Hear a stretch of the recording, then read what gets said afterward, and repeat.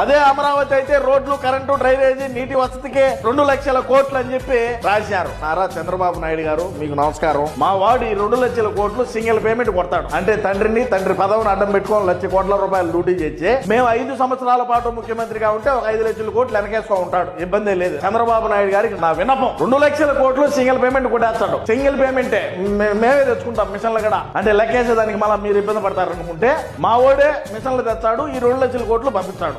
మీరు అమరావతి మొత్తం ఏదైతే ఉండదో దాన్ని మా ఓడికి రాసేయండి. మా ఓడి బాధ అది. అంటే అమరావతిని ఏదో ఒక రకంగా మేము డెవలప్ చేస్తాం మా తెలుగుతోని గతంలో ఎన్నికల సమయంలో చెప్పినాడు ముఖ్యమంత్రి అయ్యేదానికి అవక ముందు. అయిన తరువాత అమరావతిని గాలికి వదిలేసి అమరావతిని శ్మశానం అన్నావు, రకరకాలుగా మాట్లాడినావు. మా దగ్గర ఉండేటువంటి పాలేరులు, ఇంకా రోజువారీ కూలీలు, నెలవారీ జీతగాళ్ళు వాళ్ళ దగ్గర ఎన్నో విధాలుగా మాట్లాడించినాం. మరి ఇప్పుడు మీరు 2 లక్షల కోట్ల రూపాయలు డబ్బులు కావాలా అక్కడ మనం ఇది చేయాలంటే? మరి కరెంట్ ఆడ పనులు ఏ విధంగా జరుగుతున్నాయి, డ్రైనేజీ పనులు ఏ విధంగా జరుగుతున్నాయి, నీటి వసతులకు ఏ విధంగా జరుగుతున్నాయి ఏందనేది మా ఓడే వచ్చి చూడడం. మీకు 2 లక్షల కోట్లు డబ్బు కావాలా, మా ఓడికి అమరావతి కావాలా, 2 లక్షల కోట్లు సింగిల్ పేమెంట్ కొడతాడు, మీరు మా ఓడికి రాసింది. అది మీరు అర్థం చేసుకోవాలా. మా ఓడిని అర్థం చేసుకోవాలంటే మీకు ఈ రోజు ఇది ఉండదు. సింగిల్ పేమెంట్ కొడతాడు, మా దగ్గర ఏం లేదు కాదు. మరి ప్రతిపాదనలు ఏమన్నా ఉంటే మరి ముందుకు కొనసాగిద్దాం, చెప్పండి.